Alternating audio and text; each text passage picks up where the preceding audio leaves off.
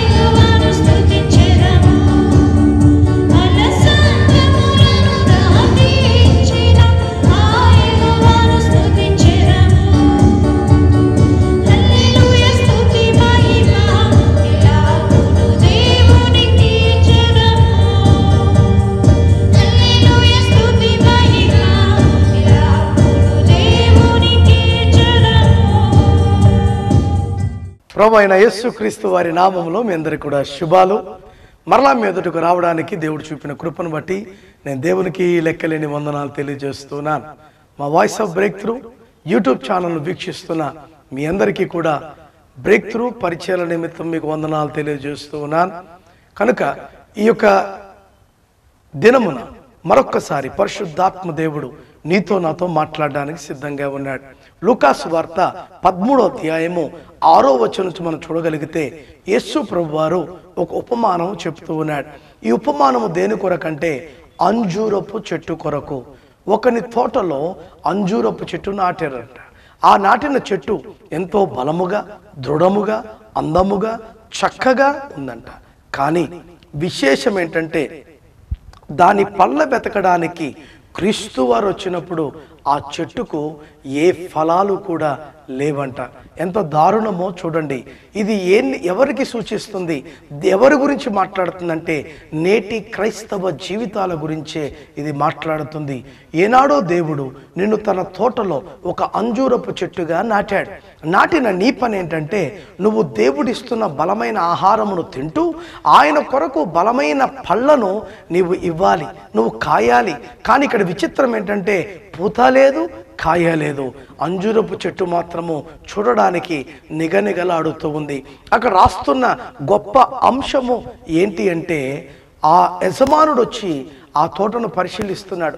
అన్నీ బాగున్నాయి, కానీ ఆ అంజూరపు చెట్టు మాత్రము ఆయన దృష్టికి అంతగా నచ్చలేదు. కారణం ఏంటంటే దూరం నుంచి చూస్తే చాలా బాగుంది, దూరం నుంచి చూస్తే ఎన్ని కాయలు కాస్తుందో అన్నట్టుంది, దూరం నుంచి చూస్తుంటే ఎంతో సంతోషంగా ఉంది. కానీ దగ్గరికి వెళ్తే దాని బ్రతుకేంటో బయటపడుతుంది. ఈరోజు చాలా సంఘాలు కూడా చూడ్డానికి లగ్జరియస్గా, చూడ్డానికి చాలా చక్కగా, చూడ్డానికి ఎంతో లవ్జుగా, కౌజుగా, ఎంతో సంతోషంగా అనిపిస్తాయి. కానీ నువ్వు నిజముగా ఫలభరితంగా ఉన్నావా లేదా అనేదే చాలా ప్రాముఖ్యం. ఎవరైతే ఈ తోటమాలిగా పనిచేస్తున్నాడో ఆ తోటమాలి ఎవరికి సాదృశ్యంగా ఉన్నాడంటే సంఘ కాపరికి సాదృశ్యంగా ఉన్నాడు. ఇదిగో ఆ తోటలో నాటబడిన చెట్లు ఎవరికి సాదృశ్యంగా ఉన్నాయంటే నువ్వు వెళ్తున్న సంఘములో నాటబడిన చెట్టువే నువ్వు. అయితే వీరిద్దరిని పరిశీలిస్తున్నవాడు ఎవరంటే ఆ యజమానుడు. ఆ యజమానుడు ఎవరంటే ఆయనే ప్రభు అయిన యేసు క్రీస్తు వారు. దేవునికి స్తోత్రం. కనుక ఈ ఉపమానము చెప్తుంటున్నాడు, ఒకడు చాలా ప్రయాసపడి చక్కగా ఒక చెట్టును నాటాడు. ఆ చెట్టు అంజూరపు చెట్టు. అది పెరిగింది, పెద్దగా అయ్యింది, అందముగా ఉంది, బలముగా ఉంది, దృఢముగా ఉంది. కానీ యజమానుడు ఎప్పుడైతే ఆ చెట్టును పరిశీలించడానికి వచ్చాడో దానికి పూత లేదు, కాయ లేదు.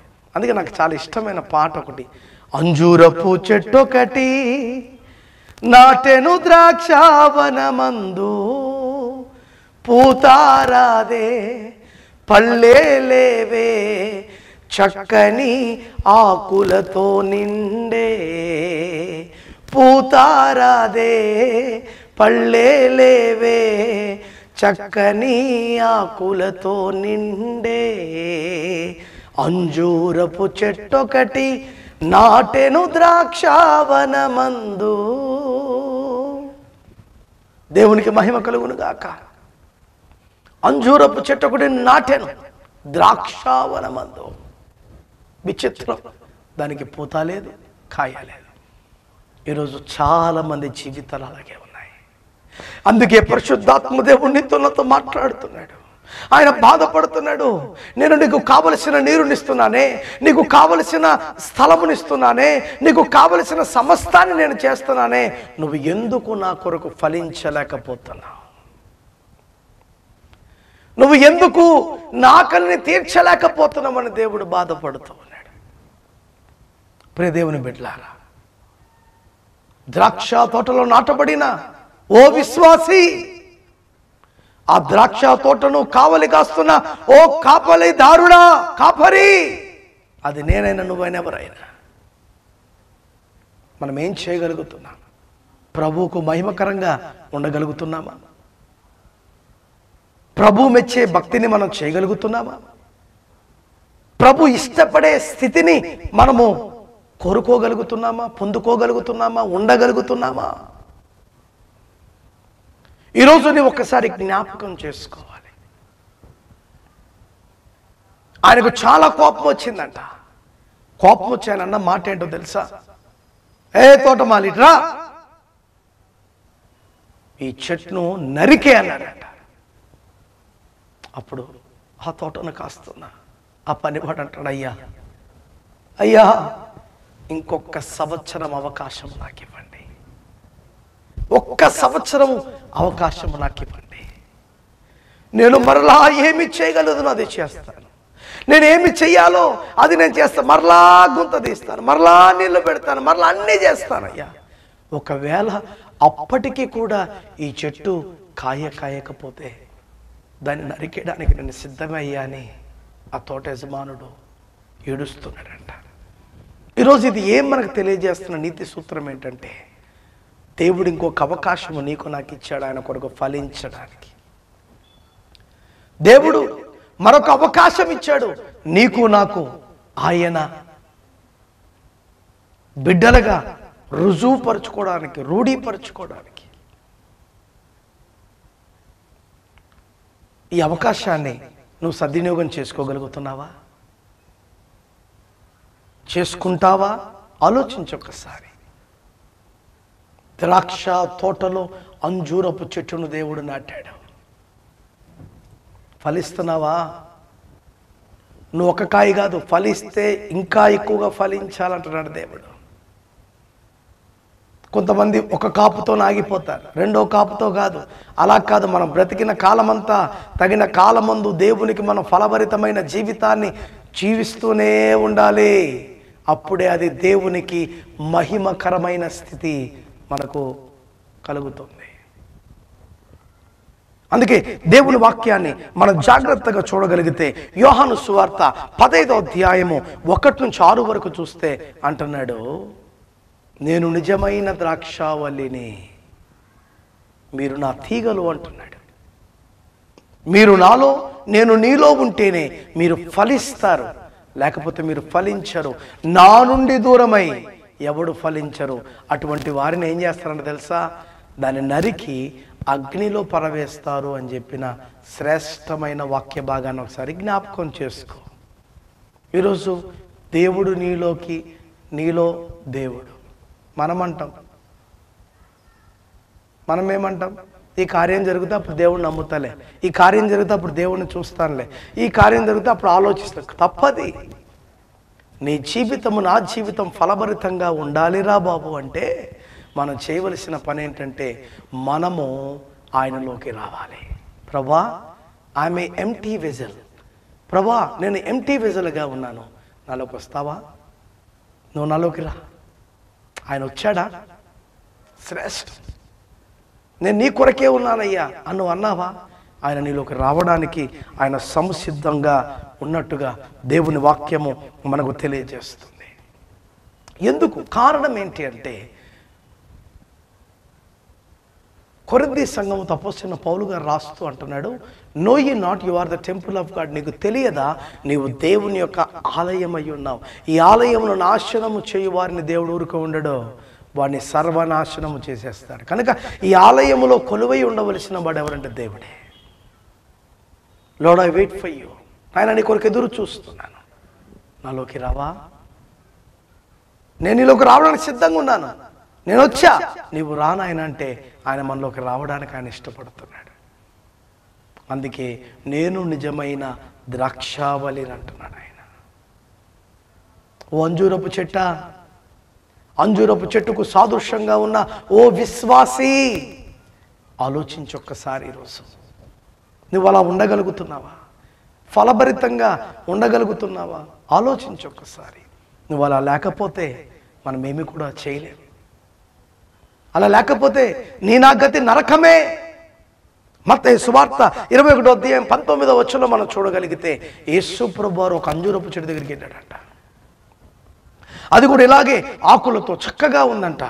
అమ్మయ్య, నాకు ఆకలేస్తుంది, నేను ఇప్పుడు ఆ చెట్టు కాయ తిని నేను ఆకలి తీర్చుకుంటాను ఎంతో ఆశతో అక్కడికి వెళ్తే జరిగిన విచిత్రం ఏంటో తెలుసా? ఆయన ఆశను నిరాశపరిచేసిందంట చెట్టు. దేవునికి కోపం వచ్చన్నాడంట, మరల ఎన్నడూ నీవు ఫలించకుండా ఉందువుగాక. అంతే, ఆ చెట్టు అక్కడికక్కడే చచ్చిపోయిందంట. ఈరోజు ఆలోచించండి, ఎన్నిసార్లు దేవుడు నీ చెట్టు అనే ఫలమును వెతకడానికి వచ్చి ఉంటాడు. నువ్వు ఇవ్వగలిగావా? నువ్వు ఆయన ఆకలి తీర్చగలిగావా? ఆలోచించొక్కసారి. మనం అనుకుంటాం ఫలం అంటే ఏంటి? గలతీయులకు రాసిన పత్రిక 5వ అధ్యాయము 21, 22 వచనాల్లో మనకు కనబడతాయి. తర్వాత మీరు చదువుకోండి. అవి ఏంటో తెలుసా? కృప, ఆత్మ, వరాలు, ఫలాల గురించి అక్కడ రాసింది. 9 ఫలాలు, ఆత్మ ఫలాలు, అలాగే 7 కృప ఫలాలు, 9 పరిశుద్ధాత్మ ఫలాలు. మొట్టమొదటి మనకి ఎక్కడ కనపడుతుందంటే 9 ఆత్మ ఫలాలు గలతీయులకు రాసిన పత్రిక 5వ అధ్యాయము 21, 22, 23 వచనాల్లో కనపడుతుంది. అలాగే 7 కృప వరములు ఎక్కడ కనపడుతున్నాయంటే రోమిలకు రాసిన పత్రిక 12వ అధ్యాయం 6 నుంచి 8 వరకు. అలాగే పరిశుద్ధాత్మ ఇచ్చు 9 బహుమానాలు ఎక్కడ కనపడుతున్నాయంటే 1 కొరింథీయులకు రాసిన పత్రిక 12వ అధ్యాయము 7 నుండి 11 వచనాల్లో మనకు కనబడుతూ ఉన్నాయి. ఈరోజు పరిశుద్ధాత్మ దేవునితో మాట్లాడుతున్న మాట 9 ఫలాలు. ఫలభరితంగా ఉన్నావా లేదా? ఆలోచించొక్కసారి. అందుకే యెషయా గ్రంథం 5వ అధ్యాయం 2వ వచనంలో మనం చూడగలిగితే చాలా శ్రేష్టమైన మాట అక్కడ మనకు కనబడుతుంది. దేవుడు ఏం చేశాడు తెలుసా? దానిని బాగుగా తవ్వి రాళ్ళన్నిటిని ప్రక్కకు పెట్టి దానిలో ద్రాక్ష తోటను నాటాడంట. నాటిన తర్వాత ఆయన ఎదురు చూస్తున్నంట, ఈ తోటలో ఉన్న కాయ నేను తినాలి, నా ఆకలి తీర్చుకోవాలి అనే ఆశతో ఆయన ఉన్నప్పుడు మంచి ద్రాక్ష కాయలేదంటండి, కారు ద్రాక్ష, చేదైన ద్రాక్ష. దేవుడు ఎంత బాధపడుతున్నాడు ఆలోచిస్తున్నావా?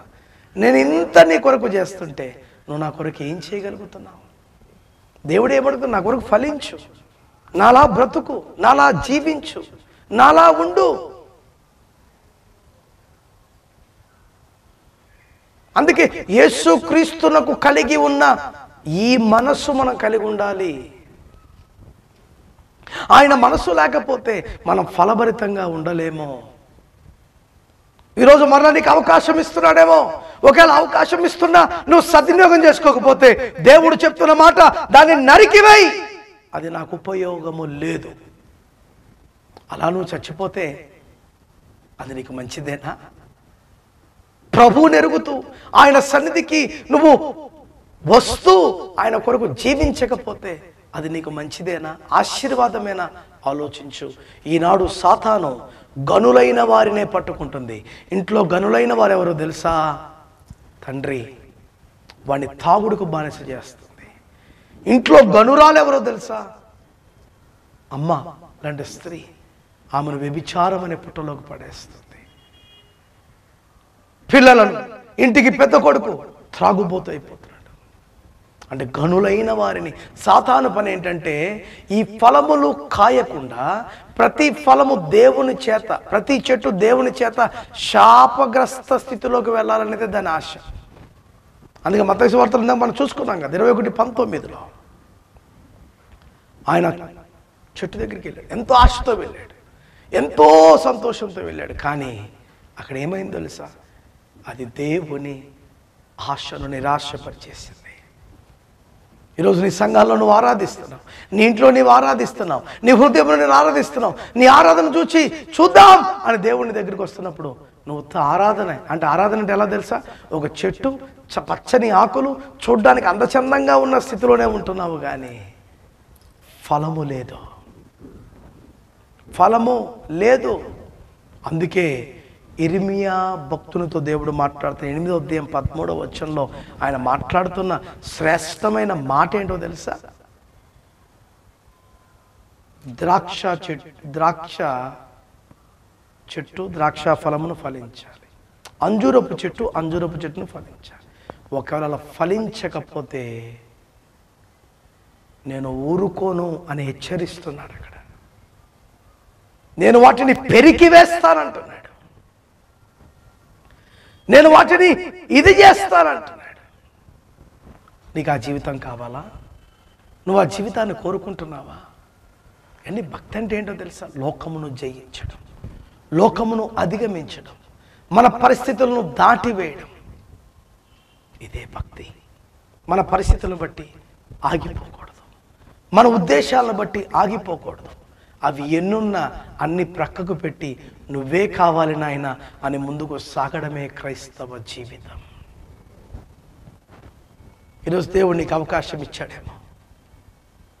ఆ తోటమాలి వేడుకుంటున్నాడు, ఇంకొక సంవత్సరము నాకు సమయం ఇవ్వయ్యా, ఇంకొక సంవత్సరము నువ్వు నాకు సమయం ఇవ్వగలిగితే నేను ఇంకా ప్రయాసపడతాను. ఎందుకంటే ఈ కడపరి దినాల్లో సాతానికి కావాల్సింది ఏంటంటే మందిరమే. ఆ మందిరాన్ని చెడగొట్టేస్తే, ఆ మందిరాన్ని పాడు చేసేస్తే, ఆ మందిరాన్ని దేవునికి ఇష్టంగా లేకపోతే ఇంకా అస్సలు ప్రభుకు మహిమ అనేది ఉండదు కదా. ప్రభు అనుకుంటాడు, ఎందుకు చేశాను రా ఈ సృష్టి అనుకుంటాడు కదా అనే దాని ఆలోచన. మీకు ఒక విచిత్రం చెప్పనా? దేవునికి సాతానికి జరిగిన సంభాషణలు, అసలు లూసిఫర్ పైనుండి కిందికి పడదోడబడ్డానికి గల కారణం ఏంటో తెలుసా? దీనిలోకి వచ్చిన ఒక అహంకారం. నేనే కదా, నేను లేకపోతే దేవునికి మహిమ ఎక్కడ ఉంది, నేను లేకపోతే దేవునికి స్తుతి ఎక్కడ ఉంది, why can't I be equal to God, ఎందుకు నేను దేవునితో సమానము కాకూడదు అనే ఆలోచన కలిగిన తర్వాత దేవుడు దాన్ని త్రోసివేయగా అది కిందికి వచ్చి పడింది. అప్పుడు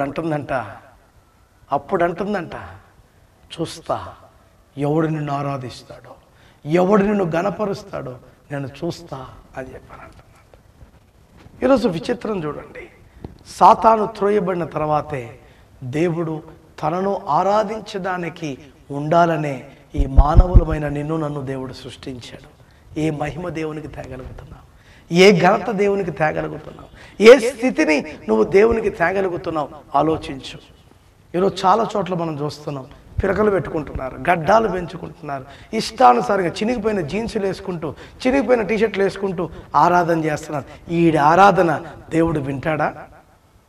ఏమండి, మాదిరి లేదా? ఈరోజు నువ్వు మాదిరి చూపించకపోతే ఏముంది క్రైస్తవుడు? నాకు అర్థం ఏంటి? దేవుడు అంటున్నాడు, నేను ఈ లోకానికి మాదిరి అయి ఉన్నాను, మీరు కూడా ఈ లోకానికి మాదిరి అయి ఉండండి. ఆలోచించి, ఈరోజు సాతాను ఎంతగా చెలరేగిపోతుందంటే ప్యాషన్ తీసుకొచ్చేసింది. ఎక్కడికంటే చర్చిలోకి సుఖాన్ని తీసుకొచ్చేసింది. ఆలోచిస్తున్నారా ఒకసారైనా? చప్పట్లు కొట్టలేవు, మోకరించలేవు. ఏమంటే ప్యాషన్, ఓ యాక్షన్, ఇలా కొడితే చాలు చప్పట్లు. ఇదా భక్తి? నీ శరీరంలో ఉన్న ప్రతి అవయవము దేవుని కొరకు పని చేయాలి. పని చేసిన నాడే ఆ శరీరము దేవునికి ఇంటిగా ఉంటుంది. అది గుర్తుపెట్టుకో. పని చేయని నాడు నువ్వు ఏమి చేసినా అది ప్రయోజనమే లేదు. నువ్వు ఫలించాలంటే దేవునికి కావలసింది. నువ్వు దేవునికి అర్పించబడు, దేవునికి సమర్పించబడు, దేవుణ్ణి కోరుకో, దేవుణ్ణి అడుగు, చాలు. ఆయనే నువ్వు కాపు కాయగలిగిన స్థితిని దేవుడు నీకు ఇస్తాడు. అంతేగాని చెట్టుగా ఉంటూ మేడిపండు చూడు మేలుమయ్యుండు, పొట్ట విప్పి చూడు పురుగులుండు, నేను క్రైస్తవుణ్ణే, నేను బాగున్నాను అని నీకు నువ్వు మురిసిపోతున్నావు. నిన్ను మురవలసిన వాడు ఎవరో తెలుసా? దేవుడు. నన్ను మెచ్చుకోవలసిన వాడు ఎవరో తెలుసా? దేవుడు. ఆయన లేకపోతే మన జీవితాల్లో ఏమీ లేదు సంగమా, ఏమీ లేదు.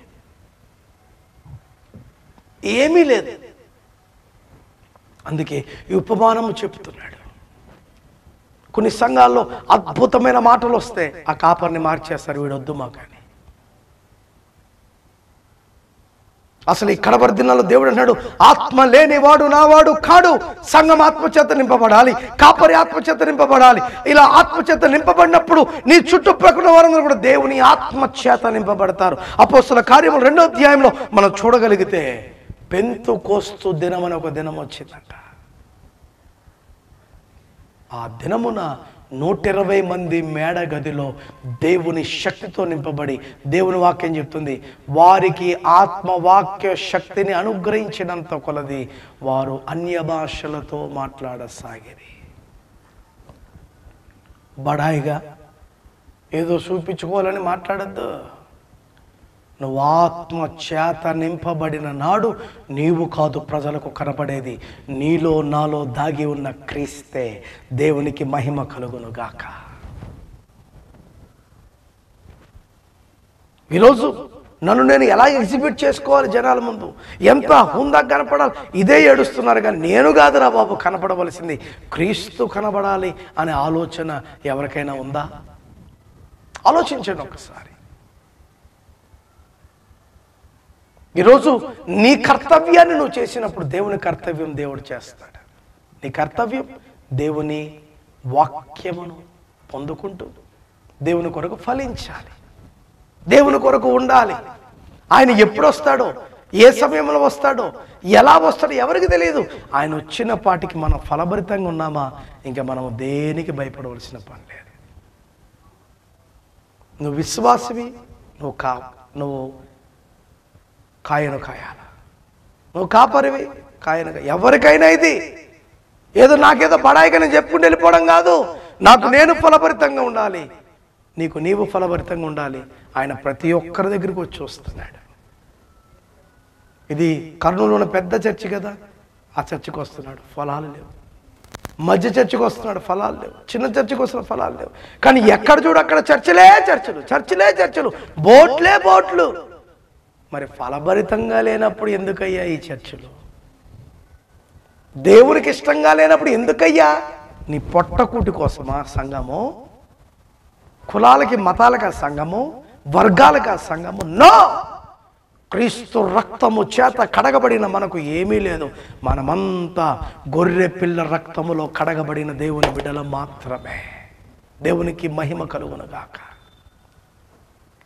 పొట్టకూటి కోసం సేవ చేస్తున్నావేమో, పొట్టకూటి కోసం సంఘాలను విడగొడుతున్నావేమో, పొట్టకూటి కోసం గొప్పలు చెప్పుకోవడానికి ఇది చేస్తాం. జాగ్రత్త. దేవుని సంఘం అనగా దేవుని తోట. ఇప్పుడు ఆ తోటలో నాటబడిన అంజూరపు చెట్టునే నేను నువ్వు అందరము ఏంటి పరిస్థితి? ఫలభరితంగా ఉన్నావా? ఆయన నిన్ను కోరుకున్నాడా? ఆయన ఎందుకు ఇష్టపడుతున్నాడా? ఆలోచించు. మనమేమనుకుంటాం, చూద్దాంలే, ఇంకా టైం ఉంది కదా. ఏముంది టైం? అనుకోకుండా ఇప్పుడే నువ్వు చచ్చిపోతే ఏంటి నీ పరిస్థితి? అనుకోకుండా ఇప్పుడే నీ తనువును చాలిస్తే, నీ పిలుపు నువ్వు పొందుకుంటే ఏంటి పరిస్థితి? ప్రియ దేవుని బిడ్డలారా, సద్భక్తితో జీవించుకోవడానికి శ్రమ. కాయలు కాసిన చెట్టుకే రాళ్ళు పడతాయి, కానీ కాయలు లేని చెట్టుకి ఎవడు రాయి వేయడు. ఈరోజు నువ్వు దేవుని కొరకు ఫలభరితంగా ఉన్నావా? డోంట్ వరీ, ఎన్ని రాళ్ళు పడినా దాని నుండి కాపాడువాడు దేవుడు ఒక్కడే. అంజూరపు చెట్టు, అంజూరపు చెట్టు ఎవరు? నువ్వే, నువ్వే, నువ్వే. ఎక్కడ నాటబడ్డావు? ద్రాక్ష తోటలో నాటబడ్డావు.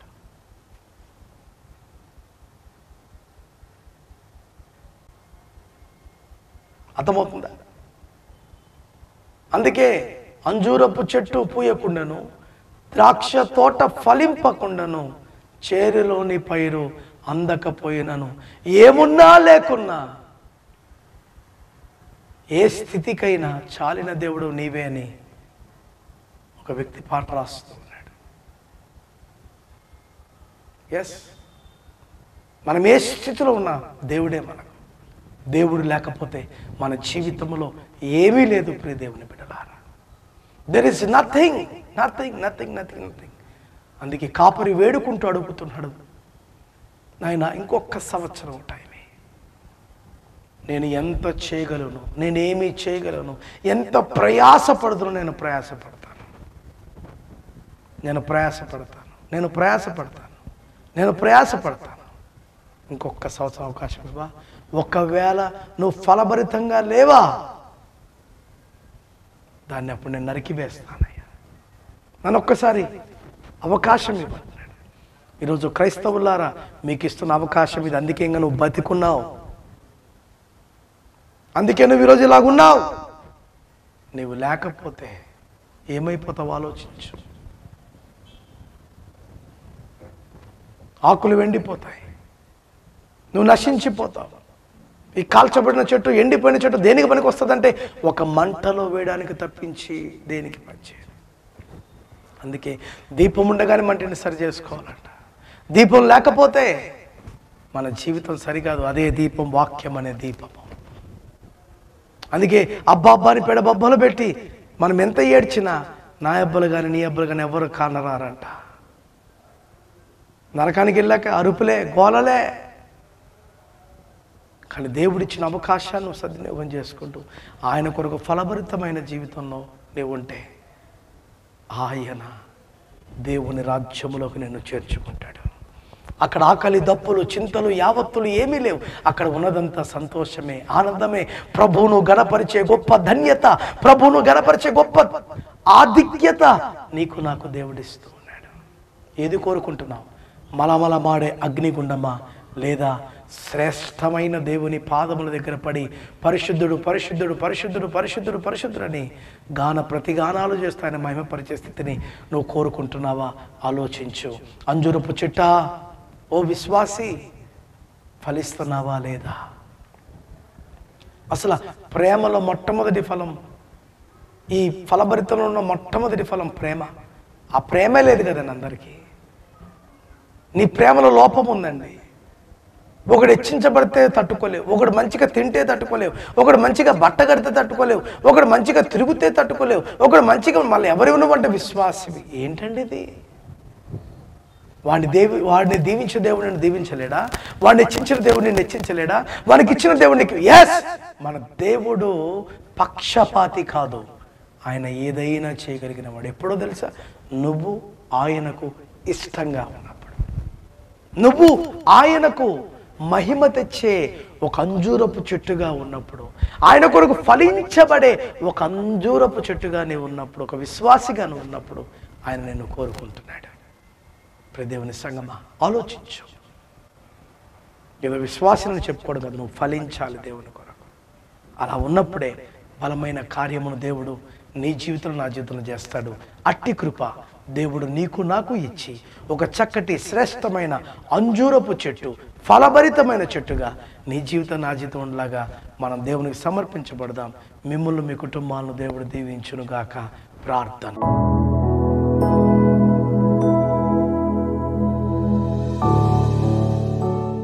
పరిశుద్ధుడా, నీ పాదమునకు స్తోత్రం. శ్రేష్టమైన భాగము నుండి మాతో మాట్లాడినందుకు నీకు వందనాలు. అంజూరపు చెట్టు నాయన, నీ కొరకు ఫలించబడకపోతే దాన్ని నువ్వు నరికివేయమంటున్నావు. ఆ స్థితి మాకొద్దు నాయన. మమ్మల్ని మేము ఫలభరితముగా నీకు కనుపరుచుకునే కృప దయచేయండి. వస్తున్న మాటల ద్వారా, చేస్తున్న కార్యాల ద్వారా, చూస్తున్న అద్భుతాల ద్వారా మా జీవితాల మీద సరి చేసుకుని నేను ముందుకు సాగే కృప దయచేయమని, ఎందరైతే ఈ మాటలు విన్నారో వారి హృదయాలు ఈ మాటలు ఫలభరితంగా ఉండే కృప దయచేయమని, స్తుతి ఘనత మహిమ ప్రభావం నీకు ఆరోపిస్తూ మమ్మల్ని మేము తగ్గించుకుంటూ నీ నామాన్ని హెచ్చిస్తూ యేసు పరిశుద్ధ నామములు అడుగుచున్నాము తండ్రి. Amen. God bless you. Praise the lord.